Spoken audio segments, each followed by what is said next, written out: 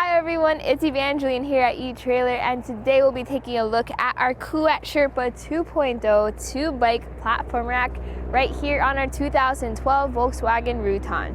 So the Kuat Sherpa has the premium features that you would expect from Kuat without it being too pricey compared to like the Kuat NV. So you're gonna get your tilt away, you're gonna get your front wheel mount. You won't have as much weight capacity, so that's something worth considering. With a 40-pound weight capacity, this will fit most of your regular bikes and look good while it does so. So let's take a look at one of the features, which is that you can tilt this away.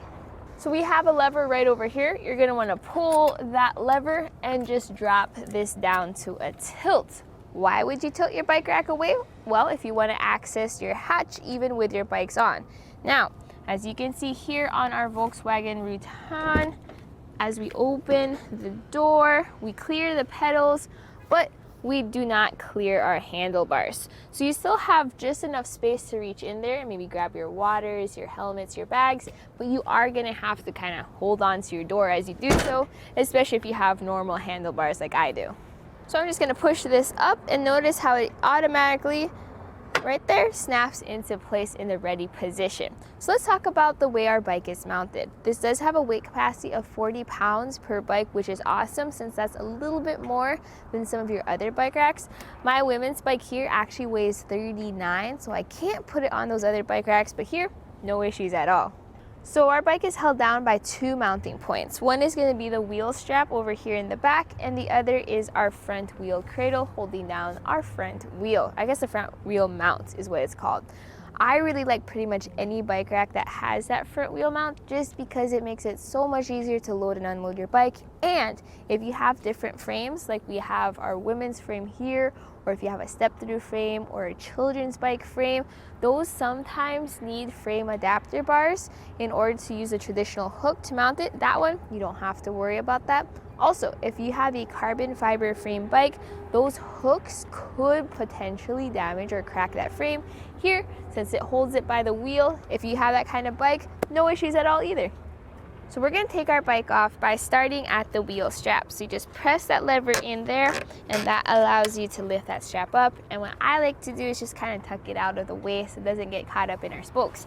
Then we come over here to the front. Hold your bike's frame as you do the second step so it doesn't tilt back towards your window.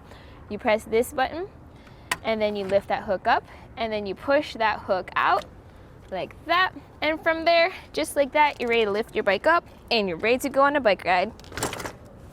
So with the bike off, we get to take a closer look at the bike rack itself. So here we have our rear cradle.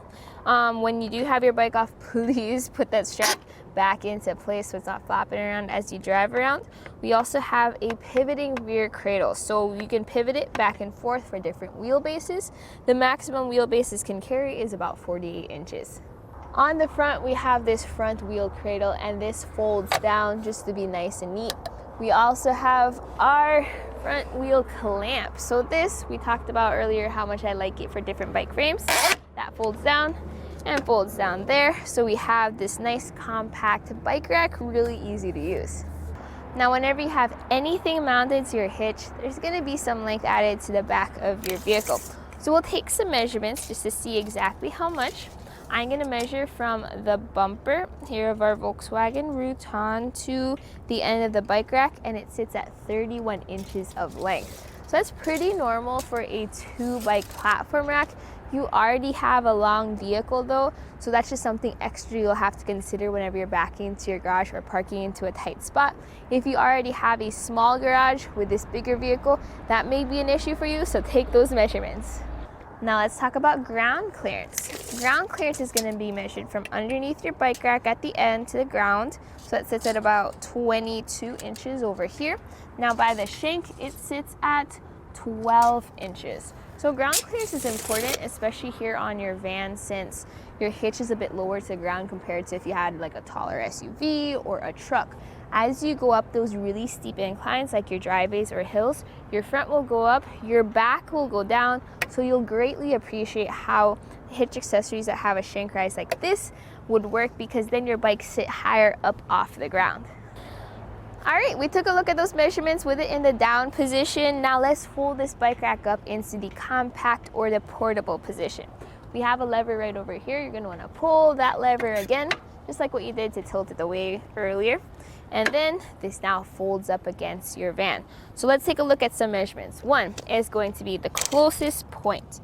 That's going to be from your bumper to that front wheel clamp. That sits at about 2¼ inches of clearance, so plenty of clearance there. The length added to the back of your vehicle is now going to be from that bumper and where the tray is, it's 6 inches, and it sticks out a little bit further by this knob, and that's 13 inches. So when you're just planning on driving around town, you're not planning on taking your bikes out just yet, but you also don't want to take your bike rack off, this is the position you'd put it in. This is also what you'd have it in when you just want to store it in your garage. Now, what is it going to be like living with this bike rack? With it folded up like this, notice how our rear window is completely visible, so that's wonderful. We also have our taillights visible as well, so that's going to keep you safe on the road. Now, we have our backup camera. It is offset a bit towards the driver's side, but it sits right where that front wheel clamp is. Our license plate is also kind of obscured, so that's just something you're going to have to think about. You may just have to utilize your rear view mirrors as well as your window in order to see out. Now, if that's going to be a big issue for you, one option is just to fold this down, and now you can see out of your backup camera. The Kuat Sherpa comes in 2 sizes. We have different size shanks, so you can have an 1¼ shank or a 2-inch shank. I know that the hitch options for this vehicle are different. You could have either the smaller hitch receiver or the bigger hitch receiver. So just make sure you get the correct bike rack. Whatever shank size you do get though, it's gonna work the exact same way. It's just more of a compatibility thing. So what we have here is a 2-inch shank because we have a 2-inch hitch receiver. This just pops right into your hitch. No tools involved. You get a hitch pin and a lock, and that lock is key to the cable lock that comes with this bike rack, goes around your bikes and locks into place. So this is the anti-rattle knob at the end. Again, there's no tools involved. You just tighten this down and it extends a ball cam on the inside, creating an anti-rattle effect. So what is anti-rattle? Well, some bike racks use anti-rattle bolts. This uses an anti-rattle knob and a ball cam. It just makes sure that it's a super tight fit between the shank and the hitch receiver so that your bikes don't rattle extra on the road. So let's demonstrate that. As I shake our bike rack just to simulate that road sway and that road vibration, I'm mainly just moving the vehicle at this point, showing how we have a really good fit there. So my personal thoughts about this bike rack on this vehicle is it's great if, let's say it's just you and your friend going out for a ride, or if you're the only one riding a bike. If you want to carry more bikes though, like if you have this fully loaded up with all your friends and all your family, maybe something that you can add on or extend would be a better option for you. There's the Kuat NV, which looks kind of like this but a bit bigger. You can add up to 4 bikes to that. It can get kind of pricey though. Some other options in the not as pricey range would be the Hollywood Rack's Destination 4 bike rack, where you can carry 4 bikes and it's still a platform rack. But if it's just you, your friend, and you all want to go for a bike ride, this is a really good option still because you get all those nice premium features with this bike rack. You get it in different shapes, whether you have an 1¼ shank or a 2-inch shank, and you get it in different colors. This is the Kuat Sherpa in gray with orange accents, but you can also get it in black or pearl, which is awesome because either color looks really good. Another thing to note is that this is not going to fit all bikes. It will fit most bikes, kind of like what we had there with our front wheel clamp, making it easier to carry my women's bike, but you are limited to a 3-inch tire size capacity as well as a 40-pound weight capacity. So if you have your extra heavy electric bikes, or if you have your extreme fat tire bikes, maybe taking a look at the Kuat NV would be your better option, but really most of your regular bikes will fit very well on this bike rack. And that was a look here at our Kuat Sherpa 2.0 2-bike platform rack on our 2012 Volkswagen Routan. My name is Evangeline, and I hope you enjoyed the journey.